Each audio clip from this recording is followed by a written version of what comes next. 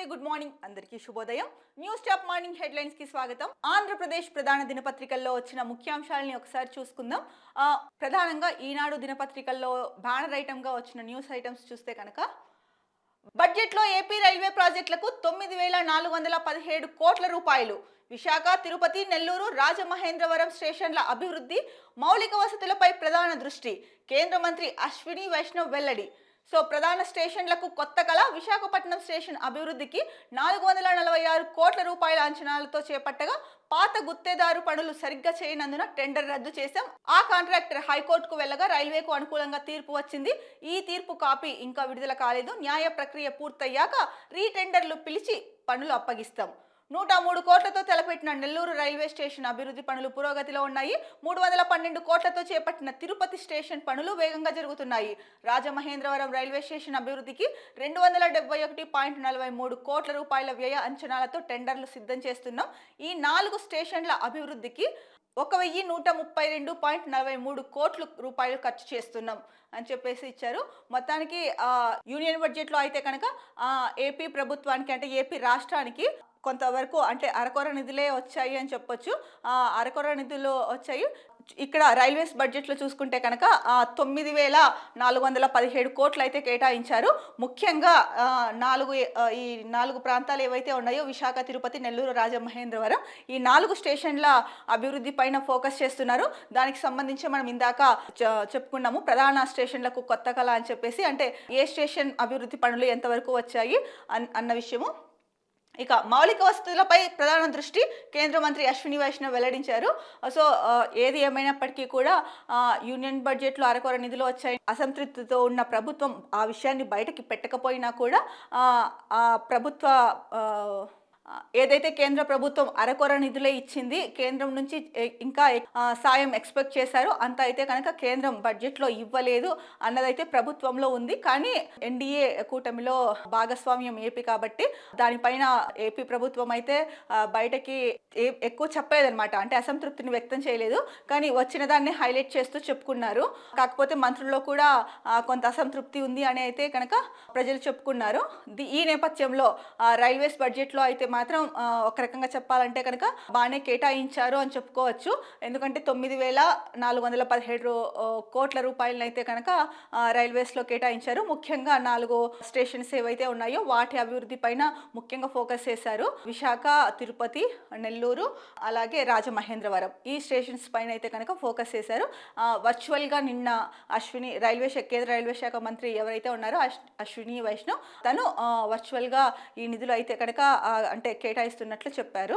ఇక మరో ప్రధాన వార్తాంశం చూసుకుంటే ఆర్థిక విధ్వంసానికి గురైన ఏపీని ఆదుకోండి. 16వ ఆర్థిక సంఘం చైర్మన్ అరవింద్ పనగాడియాతో సీఎం చంద్రబాబు భేటీ. రాష్ట్ర పరిస్థితులపై 2 గంటల పాటు సుదీర్ఘ చర్చ. ఇక్కడ ఫోటో కూడా ఇచ్చారండి. అరవింద్ పనగాడియాతో సమావేశమైన ముఖ్యమంత్రి చంద్రబాబు. చిత్రంలో ఆర్థిక మంత్రి పయ్యావుల కేశవ్ ఉన్నతాధికారులు ఉన్నారు. సో రాష్ట్రం ఏదైతే ఆంధ్రప్రదేశ్ ఆర్థిక విధ్వంసానికి గురైందో రాష్ట్రాన్ని ఆదుకోండి అని చెప్పేసి చంద్రబాబు నాయుడు అయితే కనుక చెప్పారు 16వ ఆర్థిక సంఘం చైర్మన్కి. మరి దీనిపైన 16వ ఆర్థిక సంఘం ఎలాంటి నిర్ణయం తీసుకుంటుంది, సో ఈ విజ్ఞప్తుల్ని ఏ మేర నిజం చేస్తుంది, ఈ విజ్ఞప్తుల్లో వేటిని పరిగణలోనికి తీసుకొని ఫోకస్ చేసి రాష్ట్రానికి కావాల్సిన ఆర్థిక సాయం అవ్వచ్చు. ఎందుకంటే ముఖ్యంగా ఇప్పుడు ఆంధ్రప్రదేశ్ రాష్ట్రానికి కావాల్సింది ఆర్థిక సాయమే. ఎవరొచ్చి ఎంత చేసినా కూడా ఆర్థిక సాయం అందిస్తేనే ఆ రాష్ట్రం ముందుకు వెళ్తుంది. ఎందుకంటే మనం ఎప్పటి నుంచో చెప్పుకుంటూ ఉన్నాం ప్రతిసారి రాజధాని ఇంకా ఇప్పుడిప్పుడే రాజధాని నిర్మాణం చేపట్టారు. అది పూర్తయ్యేసరికి ఎన్ని సంవత్సరాలు పడుతుందో కూడా తెలీదు. అలాగే పారిశ్రామికవేత్తలు వచ్చి పెట్టుబడులు పెట్టాలన్నా కూడా ఒకటి సరైన రాజధాని లేదు, ఇంకా రాజధాని నిర్మాణంలో ఉంది అన్నది ఒకటి. భూసేకరణ సక్రమంగా చేస్తారా లేదా, ప్రాజెక్టు పెట్టాలి అంటే కనుక దానికి సంబంధించిన ప్రోత్సాహకాలు కానీ లేకపోతే మాకు కావలసిన అనుమతులు ఏవైతే ఉన్నాయో అవి సాఫీగా జరుగుతాయా లేదా, లేదు ఒకవేళ మళ్ళీ గవర్నమెంట్ మారితే ఏవైనా ప్రాజెక్టులకి ఎఫెక్ట్ ఉంటుందా, ఇలా రకరకాల ఆలోచనలతో పారిశ్రామికవేత్తలు కూడా ఎక్కువగా ముందుకు రావట్లేదు అని అయితే కనుక ప్రధానంగా ప్రజలు చర్చించుకుంటున్న విషయం. సో ఎటు నుంచి చూసినా కూడా ఇప్పుడు ఆంధ్రప్రదేశ్ అభివృద్ధి చెందాలి అంటే కనుక ఆర్థికంగా సాయం చాలా చాలా ముఖ్యం. అలాంటిది బడ్జెట్లో అయితే కనుక అరకొర నిధులతోనే సరిపెట్టింది కేంద్ర ప్రభుత్వం. మరి ఈ నేపథ్యంలోనే 16వ ఆర్థిక సంఘం ఏదైతే ఉందో వాళ్ళకి ఏపీ సీఎం విజ్ఞప్తి చేశారు. అంటే ఆర్థికంగా విధ్వంసానికి గురైన ఏపీని ఆదుకోండి అని చెప్పేసి 16వ ఆర్థిక సంఘం చైర్మన్కి అయితే కనుక విజ్ఞప్తి చేశారు ఆయనతో భేటీ అయినప్పుడు. సో దానికి సంబంధించి ఆంధ్రప్రదేశ్ రాష్ట్రంలో నెలకొన్న పరిస్థితులు కానీ ఇప్పుడు ఏం చేపట్టారో, ఆంధ్రప్రదేశ్లో ఎటువంటి ప్రాజెక్టులు చేపట్టారు, అంటే వేటి ద్వారా ముందుకు వెళ్తున్నారు, ఉన్న సమస్యలు ఏంటి, రాష్ట్రం అభివృద్ధి చెందాలి అంటే కనుక ఏం కావాలి, ఇలాంటివన్నీ కూడా డిస్కస్ చేశారు. మరి ఈ విజ్ఞప్తుల్ని అయితే కనుక అంటే రాష్ట్రాన్ని ఆదుకోమని ఏదైతే సీఎం గారు కోరారో దాన్ని ఏ మేరకు అంటే నిజం చేస్తారు, అంటే ఎంతవరకు సహాయం చేస్తారు అన్నదైతే మాత్రం వేచి చూడాల్సిన అంశం. ఇక మరో ముఖ్యమైన వార్తాంశం, ఆ స్థానాలన్నీ కూటమి ఖాతాలోకి. హిందూపురం మున్సిపల్ చైర్పర్సన్ పదవి తెదేపాకు. గతంలో ప్రలోభాలు బెదిరింపులతో గెలిచిన వైకాపా. నెల్లూరు, ఏలూరు డిప్యూటీ మేయర్ పదవులు కూటమికే. వైకాపా కార్పొరేటర్లు, కౌన్సిలర్లు ఇటు రావడంతో తేలికగా గెలుపు. ఓకే, హిందూపురంలోని మున్సిపాలిటీకి జరిగిన ఎలక్షన్స్ ఏదైతే ఉందో దాంట్లో ఒక రకంగా చెప్పాలంటే కనుక క్లీన్ స్వీప్ చేసిందని చెప్పొచ్చు తెలుగుదేశం పార్టీ. సో దీనికి సంబంధించిన ప్రధాన వార్తాంశం అయితే ఇచ్చారు, ఆ స్థానాలన్నీ కూటమి ఖాతాలోకి అని చెప్పేసి. సో వైకాపా నేతలు ఎవరైతే ఉన్నారో వాళ్ళు ఇటువైపు అంటే టీడీపీ కానీ జనసేన కానీ ఇటువైపు రావడంతో గెలుపు సాధ్యమైంది, సులువైంది అని చెప్పేసి కూడా ఇక్కడ ఇచ్చారు ఒక ప్రధాన అంశం. అంటే వైకాపా కార్పొరేటర్లు, కౌన్సిలర్లు ఎవరైతే ఉన్నారో వాళ్ళు ఇటువైపు రావడంతో సులువైంది అని చెప్పేసి చెప్తున్నారు, అంటే గెలుపు సులువైందని. సో ఇక్కడ ఫోటోలో చూసుకుంటే కనుక హిందూపురంలో ఓటింగ్లో పాల్గొన్న MLA Balakrishna, MP Parthasarathi, chairman అభ్యర్థి రమేష్, కౌన్సిలర్లు. హిందూపురం మున్సిపాలిటీ చైర్పర్సన్ పదవి అయితే కనుక తెలుగుదేశం పార్టీకే వచ్చింది. ఇది అండి హిందూపురంలో మున్సిపాలిటీకి సంబంధించి జరిగిన ఎన్నికల్లో వచ్చిన రిజల్ట్. ఇక ఈనాడులో వచ్చిన ప్రధాన అంశాలను అయితే కనుక మనం చూసాము. ఇక మరి ముఖ్యమైన వార్తాపత్రిక అయితే కనుక దిశలో కూడా ప్రధాన బ్యానర్ ఐటంగా ఇచ్చినది ఢిల్లీ పీఠం దక్కేదెవరికి, ఆప్కే ఎడ్జ్ చూపిస్తున్న సట్టా బజార్. కొద్ది సీట్లతో వెనుకబడిన బీజేపీ, కాంగ్రెస్ ఖాతా తెరవడం డౌటే. అసెంబ్లీ పోల్స్కు ముగిసిన ప్రచారం. దేశవ్యాప్తంగా అందరూ ఆసక్తిగా ఎదురుచూస్తున్న ఢిల్లీ అసెంబ్లీ ఎన్నికలు చివరి అంకానికి చేరాయి. ఢిల్లీ అసెంబ్లీలోని 70 సీట్లకు బుధవారం పోలింగ్ నిర్వహించనున్నారు. ఈ నెల 8న ఓట్ల లెక్కింపుతో ఎన్నికల ప్రక్రియ ముగియనుంది. ఈసారి అసెంబ్లీ ఎన్నికల పోరు ప్రధానంగా ఆప్, బీజేపీ మధ్య ఉంటుందని పలు సర్వేలు తెలియజేస్తున్నాయి. ఓకే, రేపే అండి దేశమంతా ఎప్పుడెప్పుడా అని ఎదురు చూస్తున్న ఢిల్లీ ఎన్నికలు రేపు జరగబోతున్నాయి. ఎందుకు అందరికీ ఢిల్లీ పైనే ఎక్కువ ఆసక్తి చూపిస్తున్నారు ప్రజలు అంటే కనుక ఢిల్లీలో ఆమ్ ఆద్మీ పార్టీ నేత అలాగే మాజీ సీఎం అరవింద్ కేజ్రీవాల్ ఎవరైతే ఉన్నారో ఆయన లిక్కర్ స్కామ్ కేసులో అరెస్ట్ అయ్యి బెయిల్ మీద బయట ఉన్నారు. తర్వాత అతిషి గారిని సీఎంని చేశారు.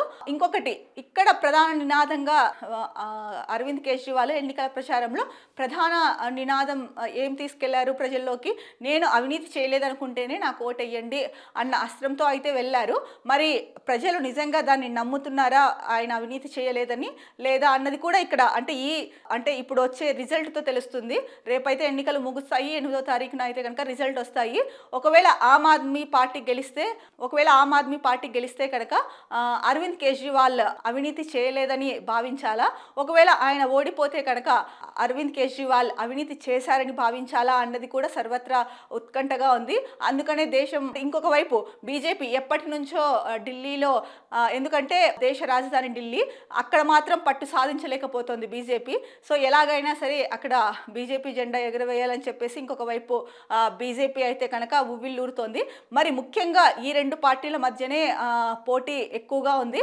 ఈ ఇద్దరిలో ఎవరు గెలుస్తారు అంటే ఎవరి వైపు ప్రజలు మొగ్గు చూపిస్తారు అని చెప్పేసి దేశం మొత్తం ప్రజలు ఉత్కంఠగా ఎదురు చూస్తున్నారు. ప్రధాన కారణాలు అయితే కనుక ప్రజలు ఇంత ఆసక్తిగా ఉండడానికి రెండే. ఒకటి, లిక్కర్ స్కామ్లో అరెస్ట్ అయిన అరవింద్ కేజ్రీవాల్ నేను అవినీతి చేయలేదనుకుంటే ఓటేయండి అని చెప్పడం. ఇంకొకటి, ఎప్పుడూ అందని ద్రాక్షల అంటే ఒకప్పుడు బీజేపీ కూడా ఢిల్లీని పాలించింది, కానీ చాలా ఏళ్లుగా అయితే కనుక ఢిల్లీలో అధికారం సొంతం చేసుకోవడంలో ఢిల్లీ ప్రజలైతే కనుక బీజేపీకి ఆ ఛాన్స్ ఇవ్వట్లేదు. ఎట్టకేలకు ఎలాగైనా సరే ఢిల్లీలో బీజేపీ జెండా ఎగురవేయాలనేసి మరోవైపు బీజేపీ. సో ఈ రెండు కారణాలతో ఢిల్లీ ఎన్నికల పైన సర్వత్రా ఉత్కంఠ అయితే నెలకొంది. ఇక మరో ప్రధాన అంశం చూసుకుంటే కనుక టీడీపీ భూమి హాంఫట్, సీఎం చంద్రబాబు పేరుతో బాపట్లలో ఉన్న భూమి కబ్జా, కోట్ల రూపాయల విలువైన భూమి చేతులు మారిన తీరు, రెవెన్యూ రిజిస్ట్రేషన్ శాఖల అవినీతి బాగోతం. ఏకంగా టీడీపీ అధినేత ఎవరైతే ఉన్నారో ఇప్పుడు ప్రస్తుత సీఎం, ఆంధ్రప్రదేశ్ సీఎం చంద్రబాబు నాయుడికి సంబంధించిన భూమి బాపట్లలో ఏదైతే ఉందో అది కబ్జాకు గురైందంట. సో రెవెన్యూ ఇక్కడ ఇచ్చినది ఏంటంటే కనుక కోట్ల విలువైన భూమి చేతులు మారినట్లు తెలుస్తోంది. ముఖ్యంగా రెవెన్యూ రిజిస్ట్రేషన్ శాఖల అవినీతి భాగోతం ఇదంతా అని చెప్పేసి ప్రధాన అంశాలుగా అయితే కనుక ఇచ్చారు. మరి టీడీపీ అధ్యక్షులు ఏపీ సీఎం భూమికే భద్రత లేదు, కబ్జా చేశారు అంటే ఇక సామాన్య ప్రజల భూముల పరిస్థితి ఏంటి అన్నది ఒక్కసారి ప్రభుత్వం ఈ విషయంతో అయినా సరే, ఈ ఇష్యూతో అయినా సరే ఒక్కసారి మేల్కొని ఏం జరుగుతోంది రాష్ట్రంలో అన్నది, ముఖ్యంగా రెవెన్యూ రిజిస్ట్రేషన్ శాఖలు ఏవైతే ఉన్నాయో దాంట్లో ఎవరైతే అవినీతి అధికారులు ఉన్నారో వాళ్ళని గుర్తించి ముఖ్యంగా ఆ డిపార్ట్మెంట్స్ పైన అయితే కనుక ఎక్కువ ఫోకస్ పెట్టాల్సిన అవసరం ఉంది. ఇలాంటివి మళ్ళీ పునరావృతం కాకుండా మళ్ళీ జరగకోకుండా చూసుకోవాల్సిన అవసరం ఎంతైనా ఉంది.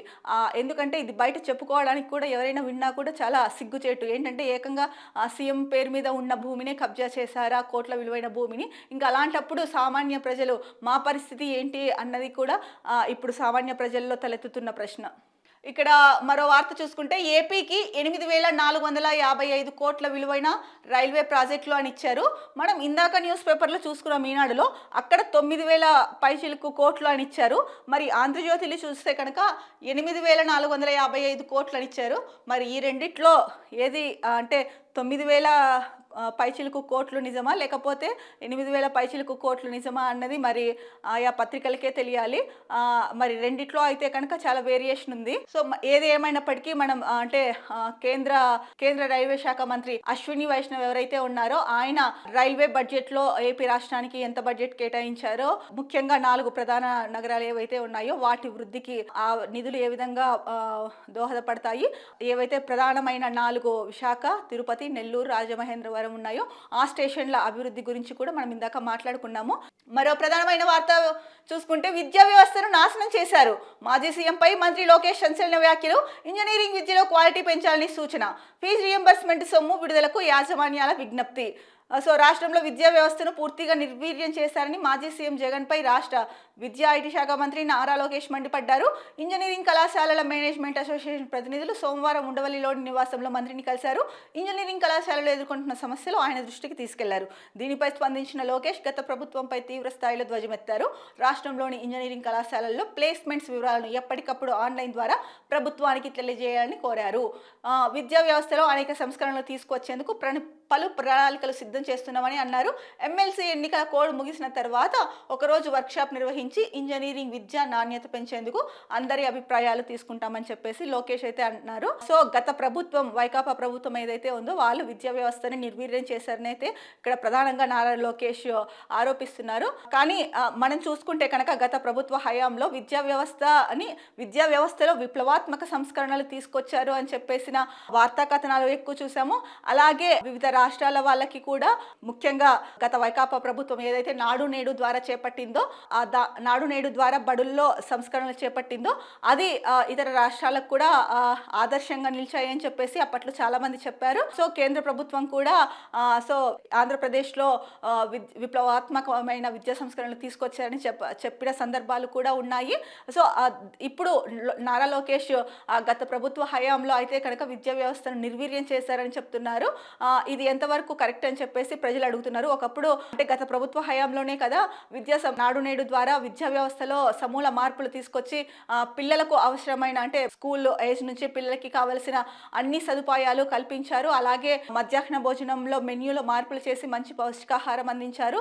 సో ఇలా చేయడం వల్లనే ఇతర రాష్ట్రాలు కూడా మన రాష్ట్రం వైపు అంటే మన రాష్ట్రంలో చేపడుతున్న ఈ విద్యా వ్యవస్థలో చేపడుతున్న సంస్కరణల వైపు ఆసక్తిగా చూశారు. అలాగే కేంద్ర ప్రభుత్వం కూడా సో ఒకానొక సందర్భంలో వీటి గురించి కూడా అంటే ఆరా తీయడం అంటే కనుక అంటే విజిట్కి వచ్చినప్పుడు కొంతమంది కేంద్ర ప్రభుత్వంలోని వారు కొంతమంది అయితే కనుక విద్యా సంస్కరణలు బేష్గా ఉన్నాయని చెప్పేసి అన్నారని చెప్పేసి ప్రజలు చెప్పుకుంటున్నారు. సో ఇలా ఇతర రాష్ట్రాలు ప్రభుత్వమే అలా చెప్పినప్పుడు కేంద్ర ప్రభుత్వం మరి ఇప్పుడు నారా లోకేష్ ఇలా చెప్పడంలో అంటే తనకి పూర్తిగా గత ప్రభుత్వ హయాంలో ఏం జరిగిందో విద్యా వ్యవస్థలో అన్నది తెలుసుకొనే మాట్లాడుతున్నారా, లేకపోతే కనుక పూర్తి అవగాహన అవగాహన లేకోకుండా మాట్లాడుతున్నారా అన్నది కూడా ప్రజలైతే కనుక మాట్లాడుకుంటున్నారు. ముఖ్యంగా ఇక్కడ ఇంజనీరింగ్ విద్య గురించి అయితే కనుక ప్రస్తావన వచ్చింది. అంటే ఫీజు రియంబర్స్మెంట్ విడుదలకు యాజమాన్యాలు అయితే కనుక విజ్ఞప్తి చేశాయి లోకేష్ గారికి. ఈ నేపథ్యంలో విద్యా వ్యవస్థని గత ప్రభుత్వం అయితే కనుక నీరు గార్చింది అని చెప్పేసి చెప్తున్నారు.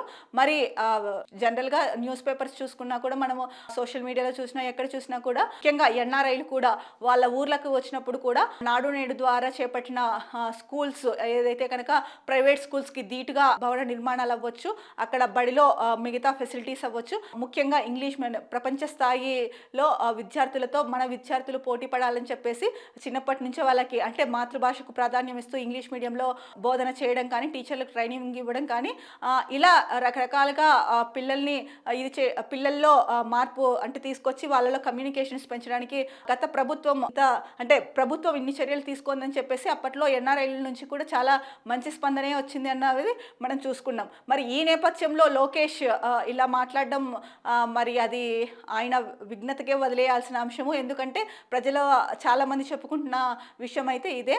ఎందుకంటే కనుక వైసీపీ హయాంలో అయితే కనుక విద్యను ఇంకా ముందుకు అంటే విద్యా రంగాన్ని ముందుకు తీసుకెళ్లారు. పిల్లలకి కూడా మంచి విద్యను అందించడమే కాదు, సరైన పౌష్టికాహారం కూడా అందించారనేసి చెప్పుకుంటున్నారు. మరి అలాంటి దానిపైన లోకేష్ ఇలాంటి కామెంట్స్ చేయడం ఏంటా అన్నది చర్చనీయాంశంగా మారిందని చెప్పొచ్చు. ఇక మరో న్యూస్ ఐటమ్ చూసుకుంటే, సోనూ సూద్ ఔదార్యం. రాష్ట్రానికి 4 అంబులెన్స్లు అందించిన సూద్ చారిటీ ఫౌండేషన్. సచివాలయంలో సీఎం చంద్రబాబుకు వాహనాల అందజేత సోనూ సూద్ను అభినందించిన ముఖ్యమంత్రి. సోనూ సూద్ ఒక సినిమాల్లో నటించే వ్యక్తే కాదు, సినీ నటుడే కాదండి. ఆయన ఒక సూద్ అనే ఒక చారిటీ అయితే కనుక ఉంది. అదే కాకుండా తను చాలా సోషల్ సర్వీస్ చేస్తారు.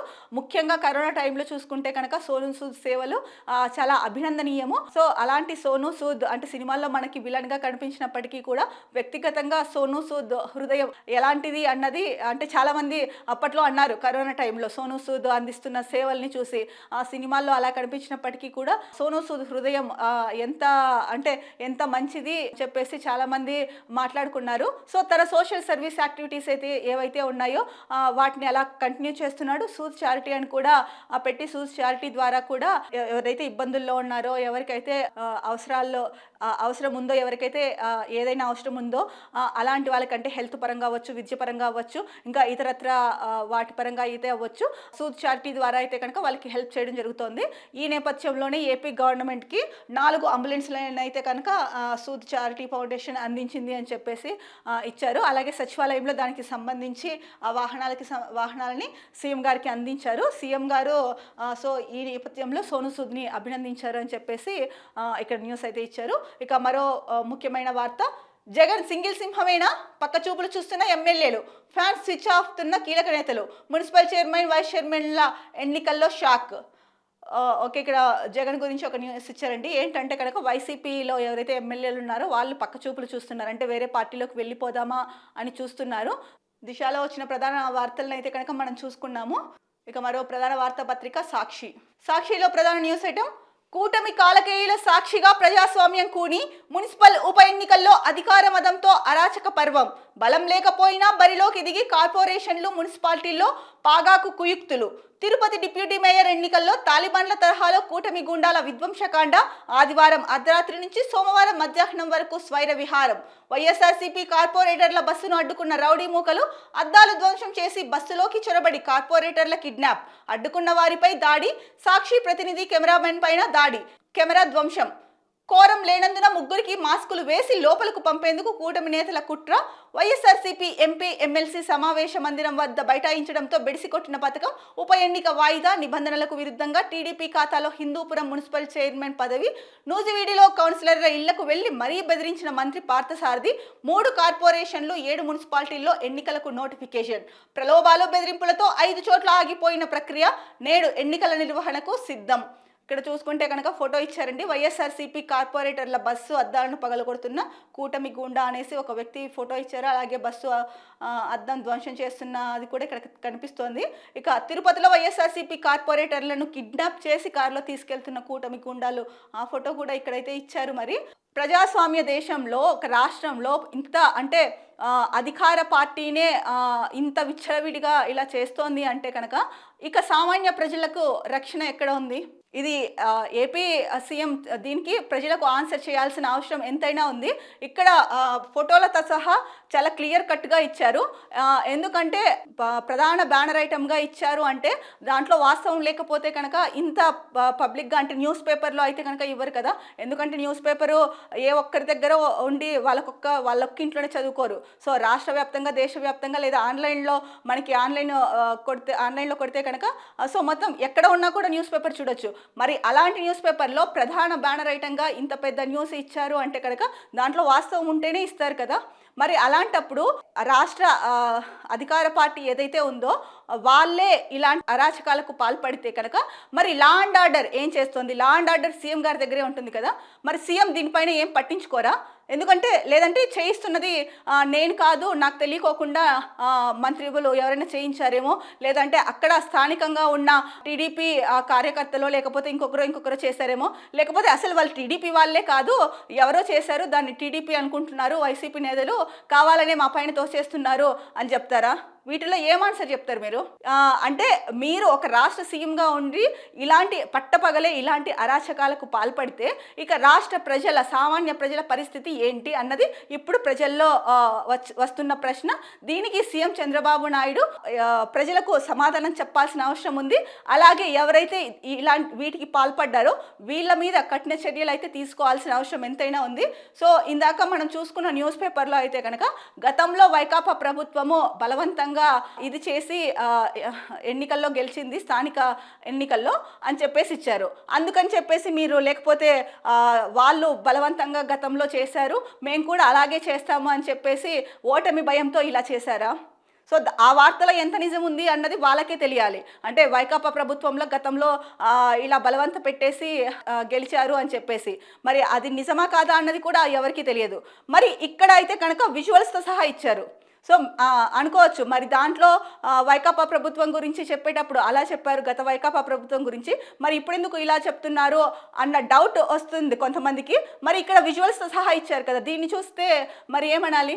ఇక్కడ ఒకతను బస్సు అద్దాలు పగలగొడుతున్నారు, ఇంకొకరు కారులో కిడ్నాప్ చేసి తీసుకెళ్తున్నారు అని చెప్పేసి ఇక్కడ మనకి వ్యక్తులు ఎవరైతే కారు లోపల ఉన్నారో వాళ్ళని కూడా సర్కిల్ చేసి మరీ చూపించారు. ఇలాంటి అరాచకాలు, ఘోరాలు పట్టపగులే జరుగుతుంటే రాష్ట్ర ప్రభుత్వం ఏం చేస్తుంది? దీనికి సమాధానం చెప్పాల్సిన అవసరము అంటే ఏదో కాకమ్మ కబుర్లు చెప్పేసి తప్పించుకునే వైనం కాకోకుండా దీనికి ప్రాపర్ సమాధానం చెప్పాల్సిన అవసరము సీఎం పైన అలాగే డిప్యూటీ సీఎం పైన ఎంతైనా ఉంది. ముఖ్యంగా హిందూపూర్ ఎమ్మెల్యే ఎవరైతే ఉన్నారో బాలకృష్ణ, తను కూడా స్పందించాల్సిన అవసరం ఉంది. ఎందుకంటే కనుక అక్కడ హిందూపురంలో అయితే కనుక క్లీన్ స్వీప్ చేశారు దాదాపుగా. ఇక్కడ చూసుకుంటే కనుక ఇక తిరుపతి డిప్యూటీ మేయర్ ఎన్నికల్లో తాలిబన్ల తరహాలో వైసీపీ నేతల మీద అయితే కనుక దాడి చేశారని చెప్పేసి ప్రధానంగా ఇచ్చారు. సో, అంటే ఆ విధంగా అరాచకం అంటే గూండాయిజం అలా ఆ తరహాలో ఉంది, తాలిబన్ల తరహాలో అన్నది ప్రధానంగా ఇక్కడ ఇచ్చారు. మరి ఏది ఏమైనప్పటికీ కూడా ప్రజాస్వామ్యంలో ఇలాంటి వాటికి ఏమాత్రం చోటు లేదు. దీనిపైన మరి రాష్ట్ర సీఎం ఏం చెప్తారు అన్నది సర్వత్రా ప్రజలు అయితే కనుక ఆసక్తిగా ఎదురు చూస్తున్నారు. లేదు, దీనిపైన ఏది చెప్పం, ఇది చాలా చిన్న విషయము మా దృష్టిలో అనుకొని ముందుకు వెళ్ళారు అంటే కనుక ప్రజల ఆగ్రహానికి గురవ్వాల్సి వస్తుంది, ప్రజల నమ్మకం కోల్పోవాల్సి వస్తుంది. ముఖ్యంగా రాష్ట్రంలో శాంతి భద్రతలకు చోటు లేకుండా పోతుంది అన్న ఆందోళన ప్రజల్లో పెరిగే అవకాశం ఉంది. దీన్ని దృష్టిలో పెట్టుకొని అయినా సరే ఇంకొకటి డిప్యూటీ సీఎం ఏదైనా జరిగితే నేనున్నా ప్రశ్నిస్తా అని ఎప్పుడు అంటారు కదా, మరి ఆ ప్రశ్నించే గలం ఏమైంది? ఎందుకు ప్రశ్నించలేకపోయింది ఇంత అరాచకం జరుగుతుంటే? సో, డిప్యూటీ సీఎం కూడా దీనిపైన సమాధానం చెప్పాల్సిన అవసరం ఉంది ప్రజలకు. ఇక మరో ప్రధాన అంశం చూసుకుంటే కుంభమేళా విషాదంపై దద్దరిల్లిన పార్లమెంట్, ఉభయ సభల్లో నినాదాల హోరు, నిరసన మధ్య కొనసాగిన ప్రశ్నోత్తరాలు, రాజ్యసభలో విపక్షాల వాకౌట్. ఏదైతే కుంభమేళాలో మనకు తెలిసిందే, కుంభమేళా మౌని అమావాస్య రోజున, ముఖ్యమైన మౌని అమావాస్య రోజు పవిత్ర త్రివేణి సంగమంలో స్నానం ఆచరిస్తే కనుక పాపాలు పోతాయని భక్తులందరి నమ్మకం. అలాంటి ఆ రోజున జరిగిన తొక్కిసలాటలో అయితే కనుక 30 మంది దాకా మృతి చెందారు, గాయపడిన వారు కూడా 60 మందికి పైగానే ఉన్నారు. ఆ ఘటన పైన నిన్న పార్లమెంటులో ఏదైతే ఆ కుంభమేళా విషాదం పైన నిన్న ఏదైతే పార్లమెంటులో చర్చకు వచ్చిందో ఈ విషయం పైన అయితే కనుక పార్లమెంటు లో అయితే కనుక పార్లమెంట్ దద్దరిల్లింది అని చెప్పేసి ప్రధానంగా వార్త అయితే ఇచ్చారు. ఇంకొకటి సో ఈ నిరసనల మధ్యనే ప్రశ్నోత్తరాలు ఏవైతే ఉన్నాయో అవి కొనసాగాయి.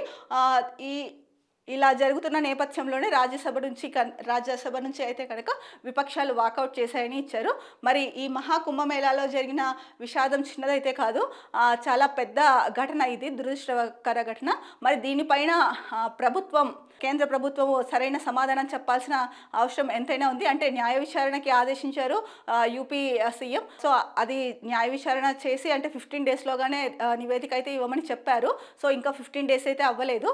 సో ఆ ఘటన పైన కూడా చర్చించాల్సిన అవసరము, ఎక్కడ సమన్వయం లోపించింది, ఎందుకు జరిగింది, అంటే అంత పకడ్బందీ ఏర్పాట్లు చేసినప్పటికీ ఎందుకు సమన్వయం లోపించింది, ఎక్కడ పొరపాటు జరిగింది అన్న దానిపైన అయితే చర్చించాల్సిన అవసరం ఎంతైనా ఉంది. ఎందుకంటే ఆ రోజు జరిగిన ఆ ఘటనలో ప్రతిపక్షాలు ఏవైతే స్పందించాయో వాళ్ళలో ముఖ్యంగా పార్లమెంట్ ప్రతిపక్ష నేత రాహుల్ గాంధీ అన్నారు, విఐపి సంస్కృతికి ఇప్పటికైనా ఫుల్ స్టాప్ పెట్టండి, విఐపీల్ని పట్టించుకునే దానిలో పడిపోయి సామాన్య ప్రజల్ని సామాన్య భక్తుల్ని గాలికి వదిలేశారు. సో ఇది కూడా ఒక ప్రధాన కారణము, అందుకే ఇలాంటివి జరుగుతున్నాయి. ఇంకా పకడ్బందీగా పునరావృతం కాకుండా ఫ్యూచర్లో పకడ్బందీ ఏర్పాట్లు చేయాలని అయితే కనుక వ్యాఖ్యానించడం జరిగింది. అలాగే అఖిలేష్ యాదవ్ కూడా దీనిపైన స్పందించారు, చాలామంది స్పందించారు, మాయావతి కానీ వీళ్ళందరూ. సో ఈ నేపథ్యంలో ఈ ఘటన పైన చర్చించాల్సిన అవసరం ఎంతైనా ఉంది. ఎందుకంటే ఫ్యూచర్లో ఇలాంటివి పునరావృతం కాకుండా ఉండడానికి, మరి అలాంటి దానిపైన సరిగా స్పందించకుండా ఉండడం కరెక్ట్ కాదు. మరో ముఖ్యమైన వార్తాంశం చూసుకుంటే, బడ్జెట్లో ప్రత్యేకంగా రాష్ట్రం పేరు చెప్పక్కర్లేదు, ప్రతిసారి ఏం వచ్చింది పేరు చెప్పారా అని అంటున్నారు. కేంద్రం ఇచ్చే చేయూతను అందుకుంటే దేశంలో నెంబర్ 1 స్టేట్గా చేసుకోవచ్చు. లిక్కర్ స్కామ్ దేశ చరిత్రలో అతి దారుణమైన కుంభకోణం, కమ్యూనిజం అయిపోయింది, ఇప్పుడంతా టూరిజం మాత్రమే సీఎం చంద్రబాబు.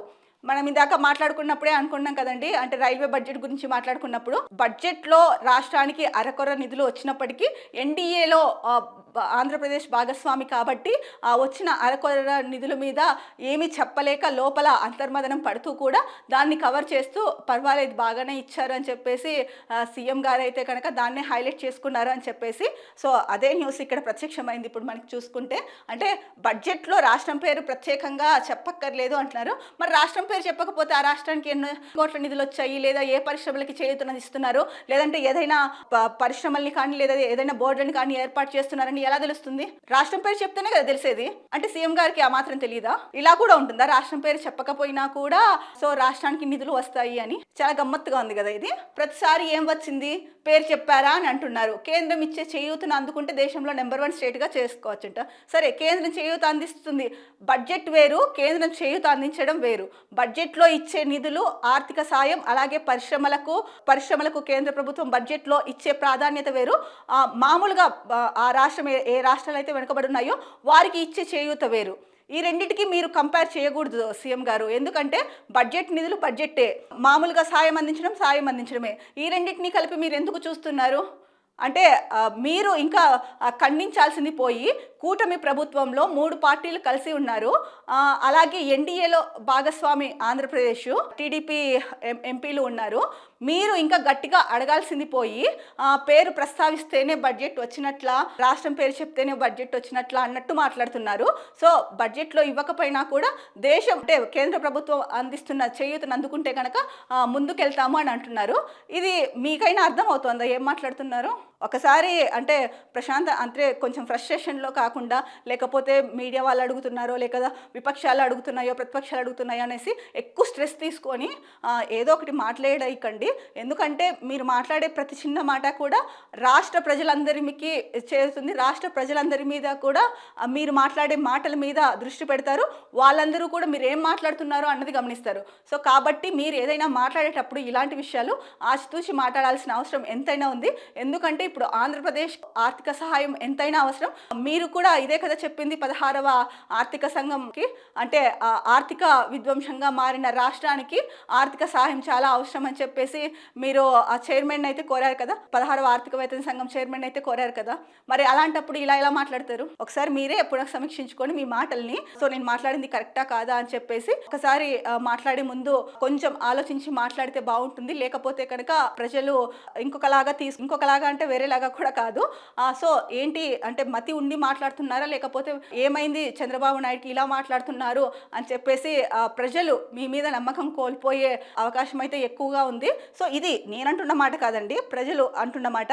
మీ కార్యకర్తలు, ఎమ్మెల్యేలు, ఎంపీలు ఉంటారు కదా ఫీల్డ్లో, ఒకసారి వాళ్ళతో గ్రౌండ్ రిపోర్ట్ తెప్పించుకోండి. నిన్న మీరు మాట్లాడిన మాటల గురించి ప్రజలు ఏమనుకుంటున్నారు అనేసి మీకే తెలిసిపోతుంది. సో ఇది ఆంధ్రప్రదేశ్కు సంబంధించిన ప్రధాన వార్తాంశాలు. రేపటి న్యూస్ ట్యాప్ మార్నింగ్ హెడ్లైన్స్లో మళ్ళీ కలుద్దాం. అంతవరకు సెలవు, నమస్కారం. Be happy, stay strong, stay healthy.